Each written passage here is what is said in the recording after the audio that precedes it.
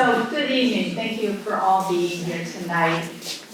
You know, if these walls could talk, the stories they would tell. I mean, this is just a perfect venue for what we're doing tonight. Kicking off and welcoming the class of 2024, the leadership class. And I just had the luxury.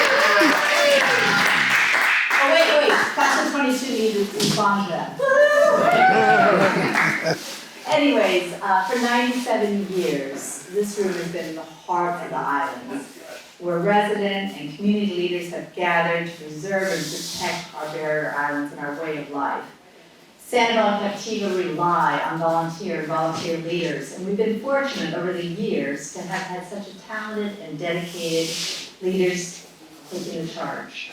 And many of them are in this room tonight, so I thank you for your leadership. A few years ago, the Charitable Foundation of the Islands recognized that there was going to be a need for volunteer succession. And rather than just talk about it, they did something about it with Ralph Clark at the helm. So Ralph, just raise your hand.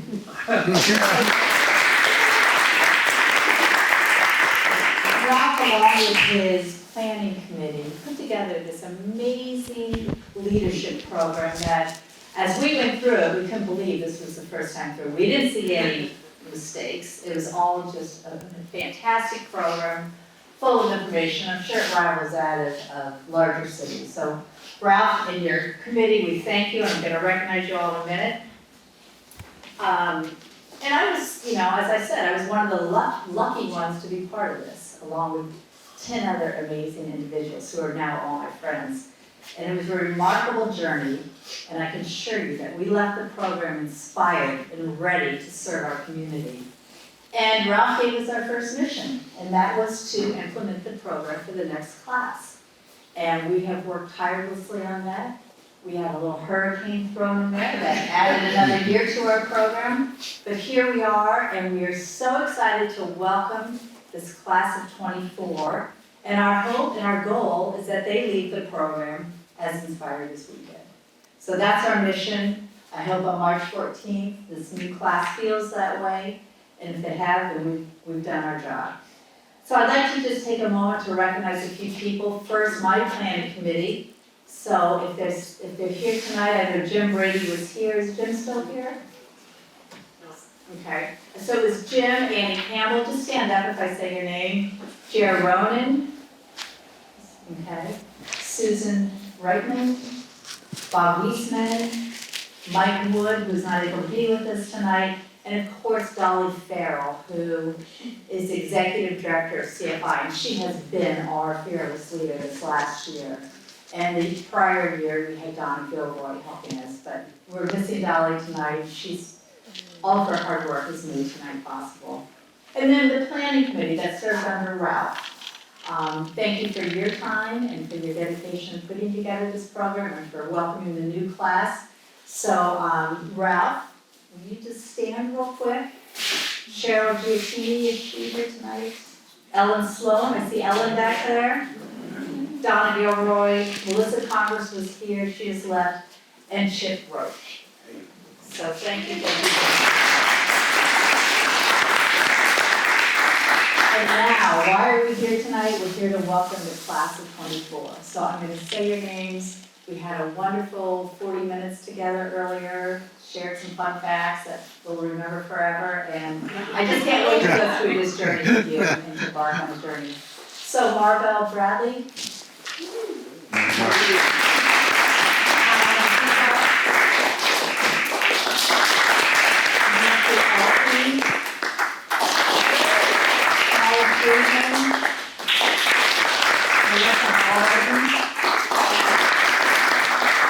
Johnson, Sarah Ford, Brian Rick, John Merson, Audrey Stewart, Debbie Malone, Richard Wytak, and Kim Lucido. That is the class of 2024. We're excited to have you. So thank you for accepting our invitation, and we look forward to working with you. And now I'd like to turn it over to Chip Roach, the chairman of CFI, Charitable Foundation of Islands. Thank you. We are called the Community Foundation of the Islands occasionally, but it's nice to be with you, Jane, and have you there to me. Thank you. Jane went through the class of 22 and the whole curriculum and ended up on our board as part of the idea of making the class feel welcome. She did such a great job, and we went so long. These people, sort of like, you're going to do this learning experience, and we think you'll love things that you learn, but then we want you to put the next class together. So that was kind of how we framed it.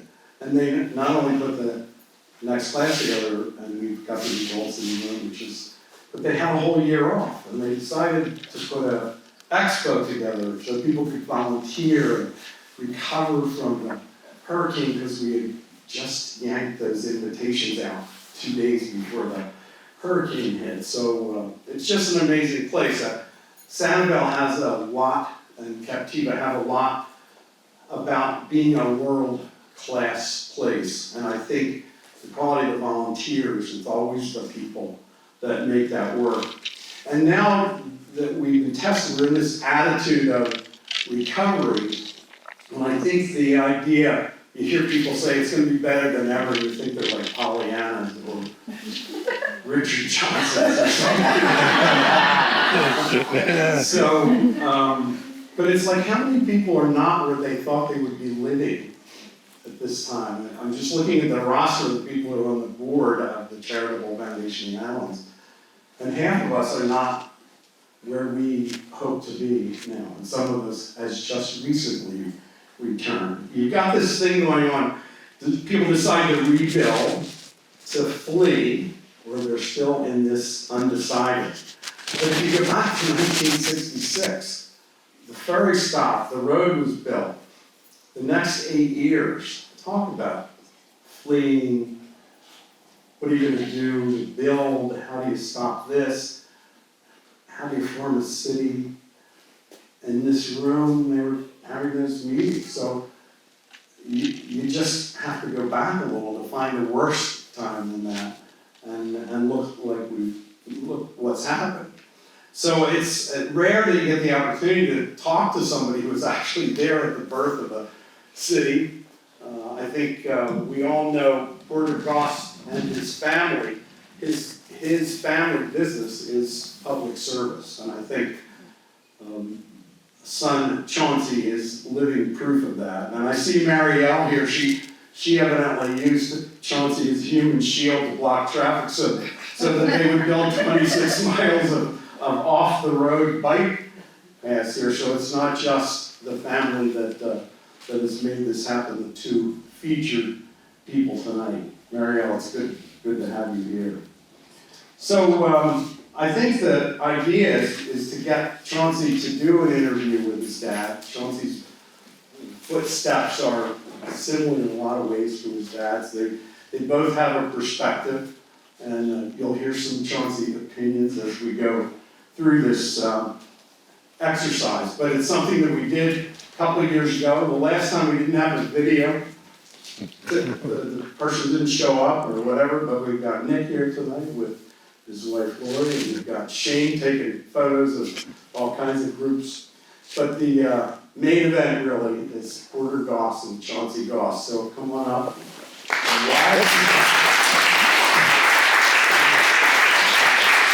Chip, let me steal that from you. I think you're supposed to use those. Good evening. When we think about what we're going to talk about tonight, and this room, and thinking about the importance of this room to everyone on this island who's been here, and looking at these the names up there, it's just it's amazing to me. It's just absolute. It's like a church, perfect venue for what we're going to do tonight. And what we're going to do tonight is talk a little bit about Sanibel, its founding, how it came to be, and how that sort of lays perspective on where Sanibel is going to go. Because as Chip just alluded to, that the hurricane it's the biggest sort of shakeup we've had in a long time. So how is the city going to handle that? And how is the city envisioned, and is the city going to be able to handle it? And so talking to Dad about that, I can't think of a better person. So we'll start, and I've got a bunch of questions, and forgive me if it sounds like I'm reading them. I sort of am. Can I ask you a question first? Of course you can. How do you turn a mic on? That I don't know. You'll have to get your grandkids for that one. There you go. Okay, I didn't want to break it. Thank you. Thank you. So let's start back at the beginning. I think most of you probably know that Dad was the first mayor of the island, and Dad and some of his colleagues, including Francis Bailey, came together to help the city incorporate back in 1974 or become a city. And so why did that happen? In 1974, what was the impetus, or was there a catalyst, or what? There's a lot of lore about that, but what do you think of? Why did we become a city? Well, first of all, good evening, everybody. I can tell you it is astonishing for me to be sitting here all these years later and look out. It's so encouraging to see the enthusiasm and the next people, the next volunteers who are going to help out keep the community going forward. I was talking to the mayor walking in tonight. We snuck in the back door, and he said he thought my job was harder than his job now, and I can tell you that's not the case. You have got challenges ahead of you that are unbelievable, that we would never have even thought of or dreamed of in our day, because we were working on a very much smaller scale.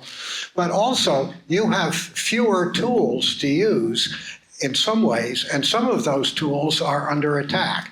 So I think the burden for you to keep this community going and keep the dream alive is very, very strong. So for me to come out of the swamp of Woodring Road and wander up here through the traffic at my age with my wonderful wife by my side, saying, where are we going? Why? What is this about tonight? And it is so great to see it. It's still here. It's still Sanibel. It's still Sanibel-Captiva. It's still wonderful, and it's still worth the fight. Now, to answer your question, I would say that the reason that Sanibel incorporated is because the will of the community wanted it to happen.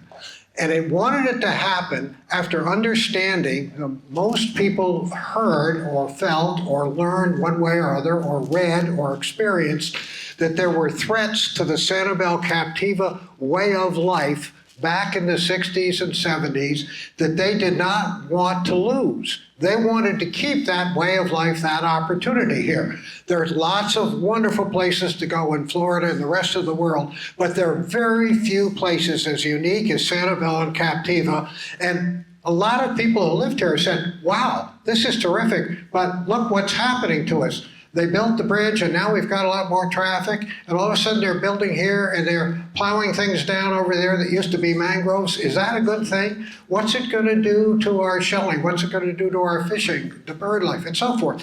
When we got into that, what's it going to do to our quality of life? Are these people who are coming here just coming for vacation, or are they coming to be members of the community, to give to the community? Will they be our teachers? Will they be helping us run the place? Will they be doing the work of the place? Will they be enjoying the place, living here and playing here as we do, and enjoying the recreation opportunities? Those were the big questions. And I can say that it was a great moment in democracy from my point of view, and I've seen democracy from a lot of angles. And in my life, I've seen non-democracy across the globe. And I can tell you this was a very fine moment when people came together and said, okay, this is what we think we want to do, and it's for this reason, and it's valid. It was discussed transparently, and it was done in a way that everybody had a chance to see what was going on. There was no tricks, and nobody got dealt out. There were no winners and losers. It was everybody gets to be a winner in this if we do this right. And that was the spirit we started out. And in those days, as I said, there were different kinds of ways to do things than there are today. And we had different tools, and we had to make some of our own. But if you go back to it, it's the reason we're here tonight. It's the will of the community. And to keep that will going, we have to have leadership. We have to have young people and smart people in all walks of life who will take the time to commit to their community as well as look out for themselves. And I promise I'll be more brief, but I was reading a book today that a son gave me different son, but also a very good son. And he said, Dad, you need to read this. And it's a book called basically Keeping the Promise by Eric Metaxa. And in the book, it starts out with a promise. And the promise is spoken to this way.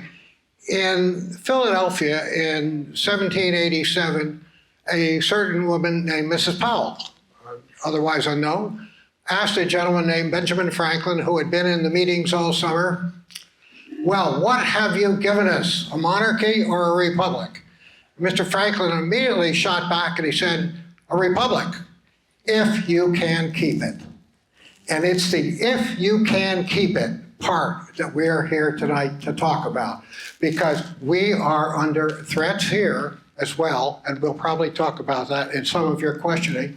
And the people who are going to get to solve those threats, people like the mayor and his council and the city staff and the community, it will take everybody in the community, and it will take leadership across the board from all walks of life and all points of view to make this community what it should be, what it has been, what it will continue to be, because people appreciate it for what it is and they understand it.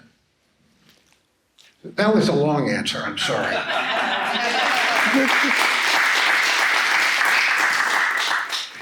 It was, but that's all right. Non-judgment zone. So we have, part of this is we've got these wonderful people who are giving up their good time to go through the leadership class, and I really appreciate you all doing that. And so part of this is a little bit of education for them, and as part of that education, it's a history lesson, and I've probably heard it a couple of times, but maybe they haven't. So when you incorporated,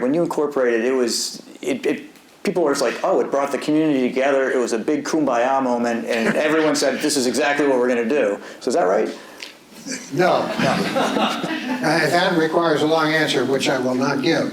But I will tell you that there were many points of view about what exactly the future of Sanibel should be. There was consensus about what it shouldn't be, but there was not consensus about what it should be, and there was really no clue about how to get to where we didn't want it to be, to put it in a negative.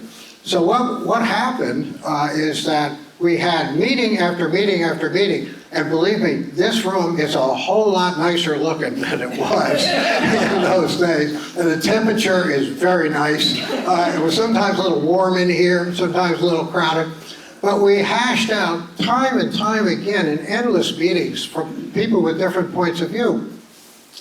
And the essence of the meetings was everybody gets a chance and there will be fair play. Everybody can have confidence that this process is being done openly and fairly, because there is nobody who's going to steal anything, because everybody's got their eyes open and is watching. So we identified the problem and said, okay, how can we solve it? We came up with three possible choices. One was continue the course, trying to work with the county commission. Those of us who knew the county commission well, which included me, said that will never work. You cannot trust the powers that be in there time and time again to understand our goal and our mission and our wonderful community and to honor it, because there will be greater forces pressing on them. So that is not a good option to have our government be in Fort Myers and Lee County. The second option was to give zoning power to Sanibel so it could semi-control growth. That was not going to work because they tried it, and it was basically a toothless tiger, and there was no really authority to back it up. So the third option was incorporation, and nobody wanted Sanibel to be a city, but everybody wanted home rule. So the whole question then was, can we get home rule? How do you do it? And the challenge tonight is, we got it, now can we keep it? Because it is under threat as well. So we're celebrating our 50th anniversary this year, 2024 to 1974, I think is 50. And if you look back, do you have any sort of obvious aha moments, or what worked, what didn't work? And another way I think I'd look at this is if you were to take that first council, that's Francis Bailey, Z. Butler, Charlie LaBeouf, and Vernon McKenzie, and you guys are all to be able to sit around a table right now, what would you talk about? Well, we'd be talking about the traffic, I know that. We'd probably be talking a lot about Captiva. And we'd probably be talking a lot about the quality of water, and I want to publicly say thank you for what you do. Many people don't know that Chauncey is the chairman of the South Water District and is trying to help people understand that we need to restore the flows and improve the water quality the way Mother Nature intended. We would certainly be talking about the external threats to the island that we couldn't control, and we were talking about was there any ways we could ameliorate some of those things. Clearly there was an understanding, and the beauty of the first council was that it was representation of the island.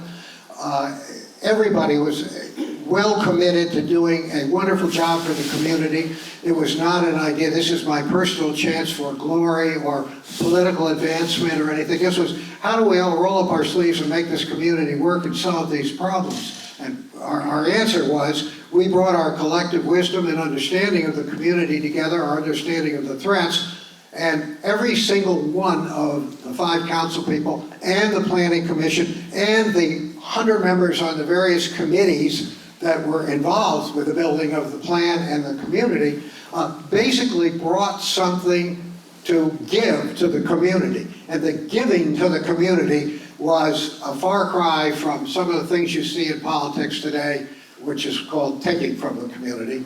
And I am so proud that we have been able to resist that out here. We've had wonderful community leadership and community government, obviously run with professionals, which was the intention. We never wanted to have an all-purpose government that would serve everything. And so one of the things that we would be talking about was, is everybody being treated fairly? Now, these people are making a legitimate investment. How do we honor the legitimate investment? These people are not coming forward with something that is appropriate for the island, but they have private property rights. How do you deal with those questions? Those questions are still out there. Today they're measured in a somewhat different way, and I would suggest one of the biggest problems you all have on the island right now is community housing. How do you deal with worker housing? And this is a subject that's not going to go away, and it's not unique to this community, but it's critical to this community, because if all the workforce is coming here into traffic, and the traffic is at the level it is now, and then you add all the tourists, you can begin to understand that cars and bikes aren't going to work very well, and I don't know what the alternate plan would be. But community housing is something that we recognized we could not solve without some kind of a public-private manipulation of the system, because capitalism itself was going to take over, and the prices were going to rise, and pretty soon there would be part of our community that couldn't afford to live here. That was completely unacceptable. That was not part of what we wanted this community to be. We did not want the richest zip code in the county, in the country, and we certainly wanted a place for all the people who were here and loved being here, whatever their income level, to stay here, so, and more to come. So that was a critical factor, and we made a pledge to the state. The state dinged us on that when they gave us the charter and said, you've got to deal with that. We pledged to do it, and I consider it to this day a pledge that I have a piece of, that we owe that to the community, that the leadership owes the idea of trying to figure out how to deal with below market housing or worker housing. We don't want to have just all billionaires on the island. There are places like that. I know a couple across the state, and if you're interested, I'll give you the brochure. That point was a big one for us. The day tripper, which is about as much as we could imagine in our mind, when we talked about day trippers, we thought, okay, we can't control it, but we need to do something to manage the traffic flow of just the people who come over and wander around the island, because it's a beautiful place to go and go away. Don't spend a lot of money, don't help the businesses, and so forth. Well, that problem hasn't gone away either. It's just manufactured itself into a much bigger problem with more elements now of more traffic. So that's another thing on the plate right now. I don't know what's going to happen, and if Captiva problem is a runaway up there, if that isn't solved, then you've got all the Captiva road, and then pretty soon you'll be hearing a proposal to build a bridge to Captiva. That is an inevitability. If density and growth get out of control on that island, there is no question in my mind that people will come along and we will have a repeat of what happened on this island in 1963 when the causeway came in. This did not used to be a peninsula. This used to be a genuine island, and there was a ferry boat. And there are places in the world that can survive on ferry boats. Now the question is that what the people want in those places? And I will confess that seeing the causeway rebuilt, I thought, well, there's an opportunity to re-examine the question, but I think it's too far late. There's too much business, too much investment out here for us. But I see the problem coming up again, and I've seen it happen in other communities where the answer has been build the next bridge. And that changes a lot of things. And that will change a lot of things here, if that should ever happen. So those are the kinds of questions we were tiptoeing around, but we didn't have a full understanding of the magnitude of the problem because it had not happened in the waves that have come forward. And nor did we have, in our wildest hurricane planning, anything like Ian in mind. So when you look at that, and then you throw in sea level rise today, to all of these other problems and other things that Mother Nature might have in store for us, there was a lot we didn't get done. But the things we did do, we were smart enough to bring our wisdom, get the community together, do the fair play, and then hire the experts who could guide us to get it done. That involved a lobbyist in Tallahassee, it involved an expert planner, it involved one of the world's greatest land use lawyers. And that made it happen. And it cost money, but it didn't cost much money because they got involved with the community too. And they helped out at a very cheap fee, I will say. So we hopefully could replicate that if we have those kinds of challenges again. Thanks. I want to stay focused a little bit on home rule because I think it's on a lot of our minds right now. When we incorporated 50 years ago, some of the exact same things you saw then are sort of repeating themselves. When we look at Lee County, we see that they're thinking about increasing some density on the barrier islands, which is clearly something that you were wrestling with. We look at what the Florida legislature is doing. I don't think they've met a preemption bill they don't like, and it's clear that home rule is pretty much under attack in Tallahassee. And I'd like your perspective on it because you're one of the few people who've actually served at the city level, and then you served at the county level, and then you get to serve at the federal level. You missed state somehow, but I'll come back to that. So it would be, I'd like to hear your perspective on home rule and why is it so valuable? I think home rule is the closest to governance that the founding fathers had in mind. All power to the people except those few things that the Constitution picks out that need to be done at a nationalized level. And I think that was a concept of the founding fathers, and I think for a good reason. It works the best. I can say absolutely, categorically, the one government I am the proudest of is this government. It is the least intrusive. It's the best investment, and it's the most pleasant. It's got lovely, quality people who show up for work and do good things, and in a good spirit. I think, how does this get better? This is a government that's here to serve, not here to tell me what I can't do. And yes, there's a lot of discipline and regulation involved in land use and so forth, but by and large, government here is to help the people in the community, and it is so close, you can grab it and talk to it and make things happen. Now, sometimes you don't get what you want, I know, but let me tell you, compared to Washington, D.C., or some other places, Tallahassee, Florida, where I've never served as a representative, but I've spent many hours up there working on legislation, in the county, this is by far, local government to me is the way.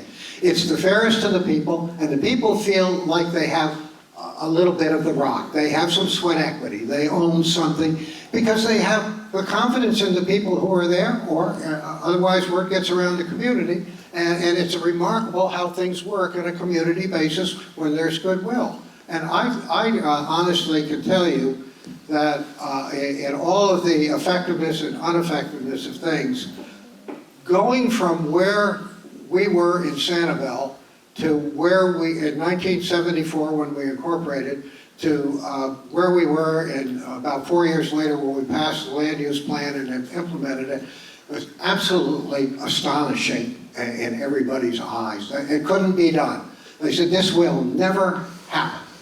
And you can't make this work. We were sued time and again. You asked about Kumbaya. I think I remember 8 or 9 lawsuits testifying. I got such good friends with the sheriff's deputy who issued the subpoenas that he used to come for dinner. It's almost a true story. Lucia Carey, great guy. We did have a beer together, I'll put it that way. It just went on and on and on, but we made it happen because the community stuck together. And as I say, not everybody got what they wanted, but when they looked at what was happening across the pie to everybody else, we didn't take the pie and say, oh, we're taking this part out, you lose. We said, okay, the pie is here, we're going to shrink it down to here because this is what the carrying capacity of our island is, according to people who seem to know what they're saying and doing, and those of us who live here agree with now. This is the carrying capacity, that's what our growth is going to be. And everybody gets a piece of it. And so if you have a piece of property, you have private property rights, and you can use that piece of property. It's not going to be taken away from you. That was a huge hurdle to get over because we had a messaging group out there opposed to us trying to unincorporate the city and stop the city saying, oh, no, they're going to come take your property. You can be sure that's what's going to happen. These crazy environmentalists are going to come right in, take all your property, and you're going to be out. And we spent a lot of time messaging. And when I was talking about tools you might not have, Chauncey has properly gone to the question of what the Tallahassee attack on basically home government. The other area that I think is particularly difficult for you today, for all of us and Americans today too, is I think that education and discernment have not kept up with messaging. I'm trying to say that very nicely. What I'm saying is I think we, under this new social platforming that we have where everybody has a device, we are subjected to a barrage of information every day, all the time, whether we want or not. Now the question is, what verifies it? What is the source? Where is that coming from? What's the agenda? What's true? What isn't true? That has become very complicated, and disinformation used to be discussed as, well, it was a mistake, it got put out there, it was disinformation. Now we have willful misinformation. Willful misinformation is, I know it's not true, but I need to say it for this purpose to get my agenda done. That is willful misinformation, and that is very hard to discern differently from just plain disinformation or misinformation or something that somebody didn't know what they were talking about. Or in Washington, we politely say spin. Spin is a fancy 4-letter word for lying in Washington too often. Not all spin is a lie. Some spin is only a partial lie. Spin is not designed to give you the truth. Spin is designed to give you my truth. My truth may or may not be the truth, but my truth is what the spin is about. We've sort of lost the concept of truth. Truth isn't absolute, it's important. Truth is truth. And we probably ought to remember that, because without truth, you don't have confidence. Without confidence, you don't have democratic institutions. If I can't believe in our honorable mayor and our city council and what they're doing, then I don't have confidence in the city. I have total confidence in the city, whatever they do. If they came down and told me, Porter, if you got to leave the swamp right now because it's going to flood, I'd say, okay, we're going. You got the car? We're leaving. I honestly believe that that kind of confidence is what we used to have in government, in our military, in our America. This is where we can do anything. I think we're losing that. I hate to say it, because I think there has been too much of my agenda as opposed to what's the truth going on in our messaging. In our day, we only had a few newspapers. We had a couple of TV stations, not a whole lot of coverage out here. And we had sort of a community gab session flow where information was almost instantaneous, and people knew the source. And it made it a lot easier. Today, it's a lot harder, because people are putting stuff out there that they want you to trip over on purpose. And I don't say that that's happening on Sanibel, and I'm not picking out any cases, but I've seen it too many times in our institutions, hoax after hoax after hoax that I've seen at different levels of government, whether it's at Duke University with Lacrosse team, or University of Virginia with fraternities, or you name it. I've seen it where willfully information was put out in quality publications, mostly publications you should respect, in order to advance an agenda, knowing that the information was not true in some cases, knowing that it was true in some cases, not knowing that it was true in some cases, but failing to go back and correct it when they did find out the truth. Those are the problems we face now in our media world, and that media world isn't just professional media, it's all of the social networking that is going on. So you think to yourself, okay, where's that coming from? Why am I hearing that now? What's it mean? That's a harder problem for your leadership, because you're going to be asked to make decisions in leadership, and you want to make the best decision you can, and you want to make it on the best information you can. So you've got to always question your source and say, why am I hearing that now? Where did it come from? Yeah, okay, let's double check that. And I can tell you the worst days of my life, really digressing, 2 or 3 times I had to go to the President of the United States and say, sir, I'm sorry to tell you that the information we gave you about that situation was untrue. We made a mistake, we got it wrong. And a lot of people died. That's a terrible thing to have happen. And that's when you're trying to do it right. So trying to discern what goes on really now is very important, and that's why I think local government is so great, because you've got the greatest chance of discerning what's real and what's not. Well, thank you for that. The world is turning in the dark. This is not the way this is supposed to go. No, that's all right. Having heard that ringing endorsement of home rule and local government, what do you think Captiva should do? Talk to David. I think David wants to hear from you. David, I admire what you're trying to do. Any way in the world I can help you, I want to do it, because I'm so totally convinced you are completely on the right. And we saw it coming years ago and said, we're afraid, we fear for you up there. And we not only fear for you, we fear for us, because it's more traffic, more problems. And one of the worries I have, people ask me, what can Captiva do? Basically do what we do. Find professional people to help you, and it probably looks like you're going to have to use the court system, because the legislative process doesn't look like it's going very well, and there's only a couple other places to go. So the courts are one of them. And I do think you've got the law on your side. I don't think you've got the current legislative sentiment on your side, however, and that's a worry. I think that you will have strong community support, and the community of Captiva will come out much stronger in this because of that. I find that Captiva will have a lot of friends on the outside of Captiva too, who love Captiva for what it is and want to see it stay that way.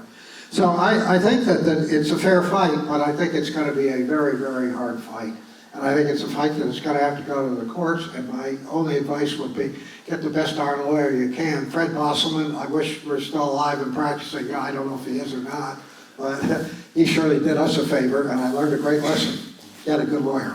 I think David is. So by any and all accounts, as we look back over the last 50 years of Sanibel, it's been incredibly prosperous. So if you to look back and say, did we do the right thing? I think you can absolutely pat yourself on the back and say, Sanibel has really progressed to the point where it's known worldwide. It's a place people want to be. And I think Hurricane Ian, in my view, is a bit of a reset for us. And we've seen a lot of change, probably more change in the last year and a half than any of us have, well, certainly than any of us have seen on Sanibel. I don't know if it's more than Sanibel has ever seen, because I think that would be presumptuous. I think the bridge coming here was probably a pretty big change when that happened, and then back over decades and centuries, who knows what happened in the past, and who was living here. But as we go to having, a totally through the reset, having new businesses, having new residents, what do we have to do to try and keep Sanibel? And because that to me is something you tried so hard to preserve, and the city has done that, and now we're sort of in this flux. I don't think, first place, let me correct say, I don't think any one single person was the hero in Sanibel. I think everybody was a hero because everybody jumped in. So it just so happens I've lived longer than some of them. And when I say you, I mean that collectively. But I think that this is one of the challenges you have. Sanibel is now known. The cachet is completely different. Back when we incorporated, I remember a meeting at the Chamber of Commerce when the debate on the table was, shall we or shall we not incorporate our message in New York advertising? And the answer was no. We're not going to advertise Sanibel-Captiva in New York. We don't need to. We're just fine. We've got plenty of tourists here. Everything's great. Okay, that was then. This is now. Sanibel has been found. It's been discovered. So has Captiva. But the community essence is alive and well. The spirit burns. And people come here and are attracted to it and like it and understand this is worth saving. Yeah, I can adapt to this. So the question of how much the adaptation takes place. Our worry when we were sitting around the table all those years ago, we didn't want to be the richest zip code, was that rich people are going to come here because there's only so much land. Price of land is going to go way up. Then rich people who are going to come here who buy those places are going to demand more community services. And we're not going to be a full-service government. We don't want a full-service government. That's not where we are. We just want a police department and a land zoning to control the growth. That's basically what we're doing here. And we'll have a little city administration to do what little cities do. But we're not going to do everything for everybody. And unfortunately, if rich people come here and pay lots of taxes, they're probably going to say, no, I want better security. I want better roads. I want more traffic lights. I want things like this. And so adjusting to the improvedness of the growth was a discussion we had. That discussion is going to happen again, inevitably, because there's been so much change. And I still believe that the overall spirit, the essence of what Sanibel-Captiva are, how unique and special and wonderful they are, carries the day. But if they're not going to carry the day if we don't have leadership people out there who believe that. I mean, if it's just words, then you really got to believe it. It's the sweat equity. It's a piece of the rock, that kind of stuff. And I think there's still enough people with a piece of the rock around here so that, yeah, there'll be a lot of people coming in with ideas and a lot of stuff happening. But I think we can keep the type of growth appropriate, and I think we can keep the amount of growth appropriate. And I think that the people who come here with lots of resources will become benefactors to the island as they have over the past 50 years and have been the check writers from some of our wonderful organizations and helping out when we need and doing it without a lot of fanfare and glory, doing it quietly behind the scenes and making things happen. That's a wonderful part of our community. The people who give and don't ask for, oh, thank me, thank me, thank me. Because that really is the true spirit of the island. We do give. We look out for our neighbors. Certainly we saw that after Ian. I don't know how many neighbors cleared my house, but I have been forever grateful because I didn't clear one bit of debris out of my house. My neighbors did, and my son. And his wife. Better said. Are we going to do questions from the audience? Yes. Okay, so I'll take Are we myself going to have off dinner the hook. tonight? Yeah, well, they'll be brief. I'll give you one more chance. Oh, no. Okay. One more chance to be brief. Go ahead. One more chance to be brief. As you sort of look back over the last 50 years, what are any last thoughts for these folks as they move forward? Their charge, so to speak? I think the charge is on incorporation. It's keep it if you can. That really is going to be the effort. If you can keep home rule, I am convinced you'll have the people here, like our present mayor and council, and those who went before and those who will come after, like our leadership people here, community here tonight. That's going to keep this place going. if they don't take the tools away from us outside, offshore. Those are what I call the outside threats, the existential threats to Sanibel. And they are traffic, water quality, all those kinds of things we've talked about.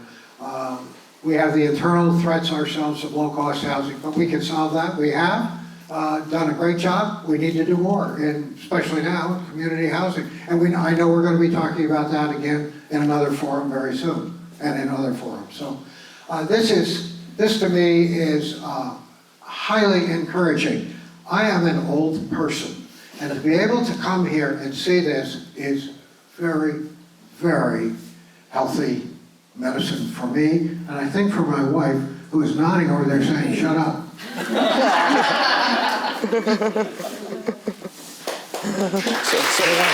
can ask questions. There are questions on your mind that we'd like you to ask. Those gentlemen. Yes, ma'am. First of all, I just wanted to thank you for all that you've done for this organization. We shared this afternoon about why we're here and how much we love here, and so you're really an inspiration to all of us.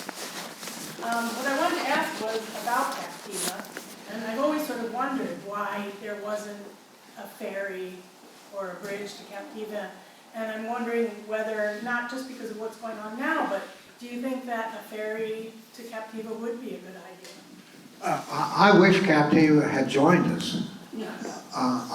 Way back when. There were, I think, 58 votes cast on the incorporation question in Captiva.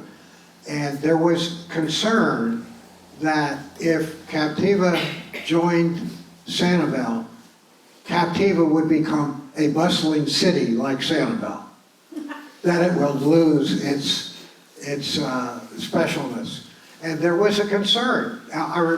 Remember, it's the Sanibel-Captiva Conservation Foundation, the Sanibel-Captiva Planning Board. It was Sanibel-Captiva just lockstep, joined at the hip all the way.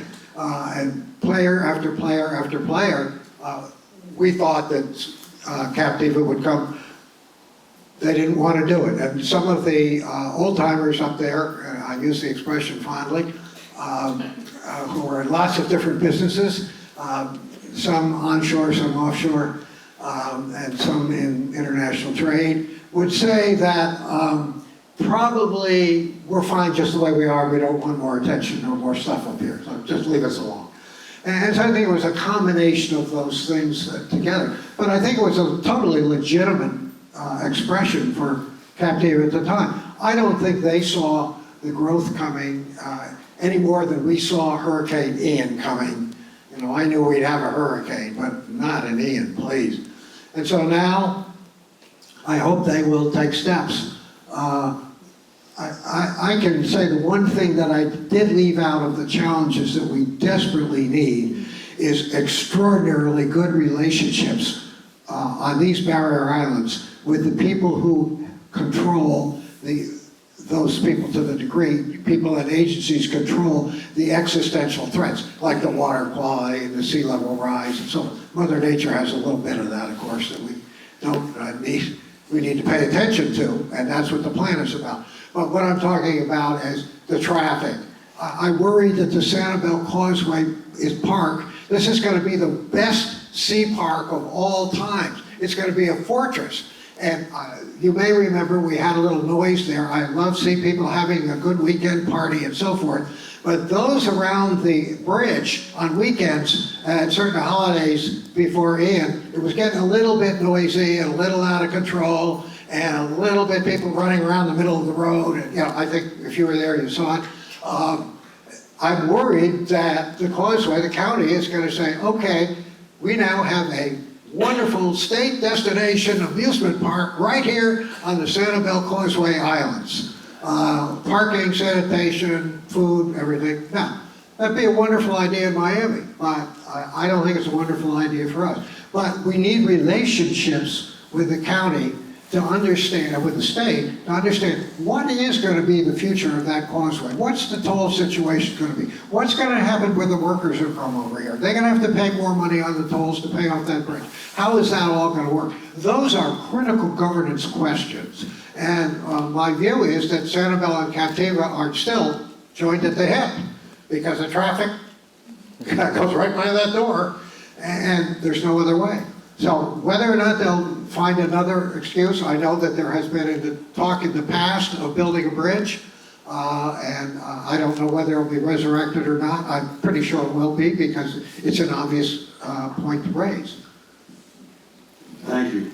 Yeah, that's my answer. I had a love letter I sent to Chauncey. He wrote the best letter right after the storm, giving advice to the city and talking to the citizens. So I know you have some opinions of your own. I'd like to hear you talk about the Captiva solution.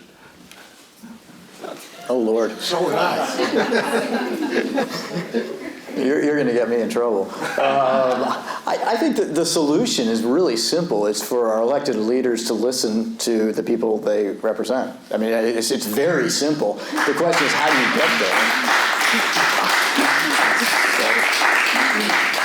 Yeah, not rocket science, and unfortunately, it requires lawyers. And I think that's where we are. Yeah. Thank you. Other questions? We still have voting in Lee County, though. Eric? One of the greatest parts of Sanibel is that approximately 70% of the island can never be built on. It's a conservation of some sort. And yet we've never come close to what you all put in the land development code or the charter, that we should have approximately 3% of all residential units as workforce housing for below market rate housing. We've never come close to that 3%. And we're running out of land on the island. I think there are 350 remaining buildable lots, and approximately 250 have some issues with wetlands or lowlands. So there isn't a whole lot of land. I think everybody on this island wants workforce housing. I think the Planning Commission and the City Council, they would love to approve workforce housing somewhere, but we just don't know where to build it. So how do you overcome that? Well, my first step would be to make you chairman of the council. On a serious note, we wrestled with that. We decided that we did not want to necessarily have just areas for worker housing or below market rate housing. We wanted to intersperse it, or have some interspersed, but inevitably we would have some places where we would have complexes, where we'd have more compounds. It was a question of, again, sweat equity, of getting people to come in who would follow other examples we've seen in other communities that work pretty well, where people come in and they're given the start and then they're given the help and then they build up equity in their own house. And that doesn't necessarily put them in a compound. There are other levels on the workforce where you need to basically provide the housing. There's no question about it. And there's no interest in the sweat equity or the building the equity in the individual. So we tried to look at the whole parcel of opportunity of where people would live and what we would do. And why would we want to do this? Well, A, we want it in the community. B, we don't want the traffic problem that we're seeing now on the bridge, which is just unbelievable, as we all know.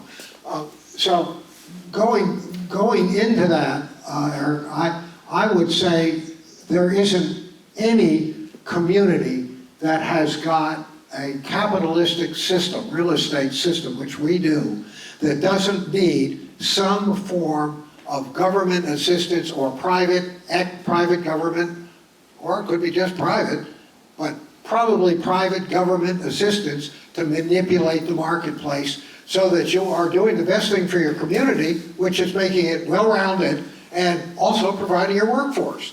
But that means that people are going to have to apply money, going to have to apply attention and time, and yes, property. Now, we screwed up a little bit on the plan because we did dwelling units.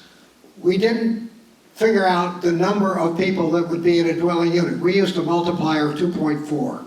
And that was not the right way to do it. It was the right way legally at the time, but it did not get us the exact result we thought we were going to get in terms of population. And then the question of rental times and rental programs and 1 month or 2 months or no months or 6 months or no rentals or whatever. All of those things were on the table to mix into it.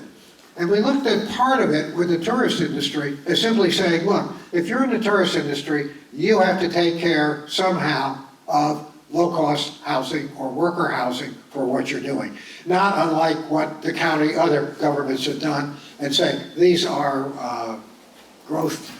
Impact fees? Sorry? Impact fees. Yeah, impact fees, I guess is the polite word now. Yeah. Extortion, some people call that. But, I think we used impact fees, development fees and stuff like that.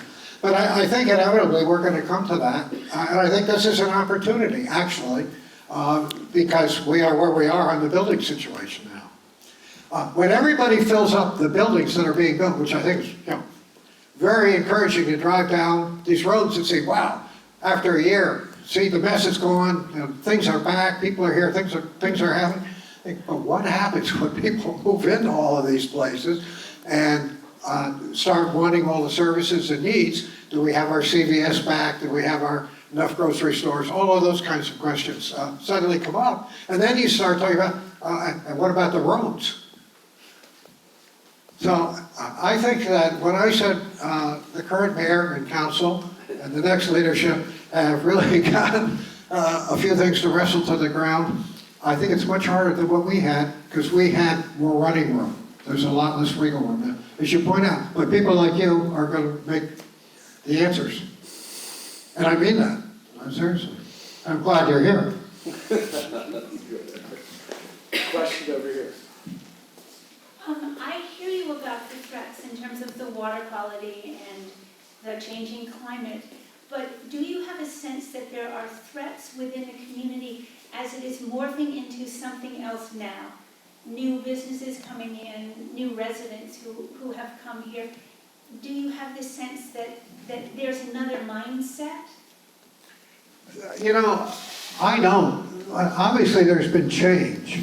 Of course, there's been change, and there have been new developments in technology and cars and bikes and all kinds of stuff. So, boats. I mean, who would have thought during COVID that you wouldn't find a place to take your boat to the beach on a weekend? I mean, literally, the 25-foot rule. There's no place where I can get a boat in here between here and Boca Grande. That's the kind of problem we had no idea about. Okay, those are problems you can actually manage.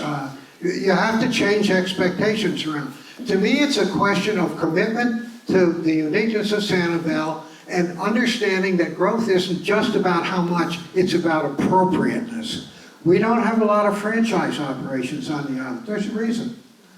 We decided that, this could be one of the few places in the world where you couldn't see a McDonald's sign, nothing against McDonald's, from your bedroom window. And I don't think it was a bad mistake. And people say, oh, you'll never be able to do anything on your road system without a traffic light. On the other hand, I think we probably have got a road system that wouldn't do very well with a traffic light either. So, Nope.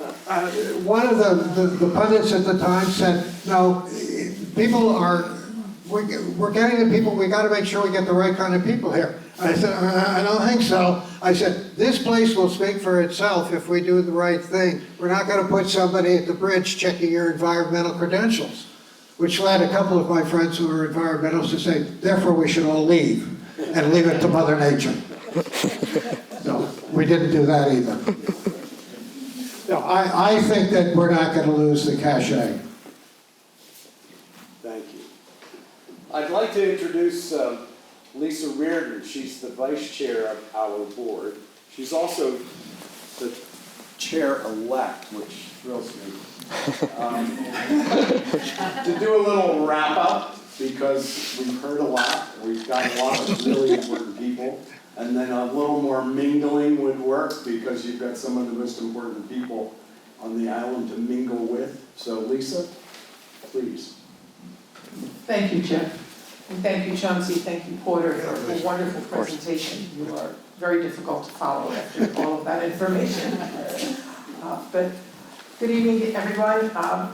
First, I'd like to say thank you to Jane and the wonderful committee who worked so hard, did double duty, 2 years, putting this all together. This is just the first installment, many more to come, and I'm sure the class of 24 will be very happy with what Jane and company have planned for you. So I wanted to talk a little bit about what is CFI, what is the Charitable Foundation of the Islands. And we'd have to go back to the year 2000, when Francis Bailey and a number of other islanders determined that there was a need to promote philanthropy on both Sanibel and Captiva. There were a few changes along the way. They created different organization, and finally in 2011, the Charitable Foundation of the Islands, as we know it, was formed. And in part, you look at our mission, and we're to be a catalyst for positive change on the islands of Sanibel and Captiva. And our vision is to create a vibrant, healthy community where resources are shared generously and equitably. We have a strong board of diverse people who really take that to heart and try to meet those goals and that mission and that vision. In addition to our leadership program, which you all either were part of or are now part of, there are other things that the Charitable Foundation undertakes. One of the most important things that I think we do is we provide support and education for all of the nonprofits on both of our islands. And the nonprofits have now decided that they will meet on a monthly basis with us. I chair the Nonprofit Education Committee. Dolly Farrell attends all of those meetings. And our purpose is to provide support, to provide education, and to encourage collaboration between the nonprofits. And we have had a great deal of that occur since Ian. And it was amazing to watch some of our nonprofit boards and executive directors help each other, right down to telling somebody how they filled out a FEMA form and it got through right away, so make sure you put this wording in. So that kind of collaboration has worked well there. And speaking of Ian, of course, it changed our focus and our agenda, just like it did for so many others on the island. And one of the things that it did is it focused our agenda on the Chamber of Commerce.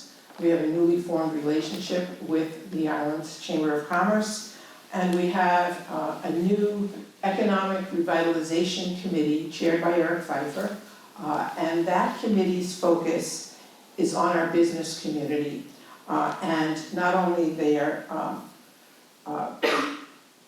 problems that they face, but all of the recovery issues that they face, and what is it that the community and we can do to assist them in doing that.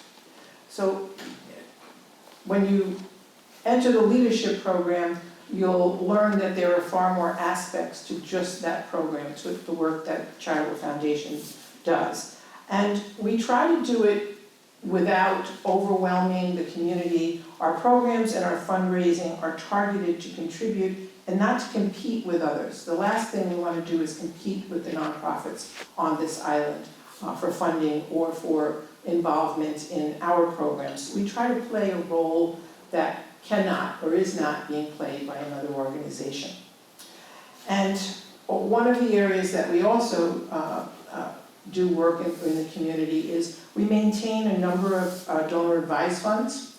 We currently maintain about $4 million in funds, and about, over the years, about $1 million has been distributed throughout the country, with the majority of that going to organizations in the Southwest Florida area. So to the class of 2024, I welcome you to the CFI family. We look forward to the contributions that you will make, not only to the class, but also to the community. And I personally look forward to hearing about your experiences. I look forward to being able to sit back and someday maybe sit down and watch all of the roles that you will have played in both of our communities as we move forward together to make these islands a better place. So again, thank you and welcome.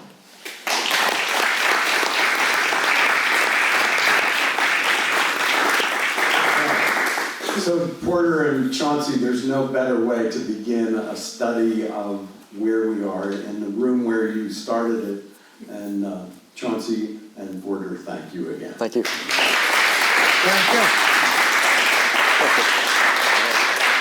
Thank you, sir. Last words coming up. Bring it up. I turned it off. This is symbolic. For me to turn it off.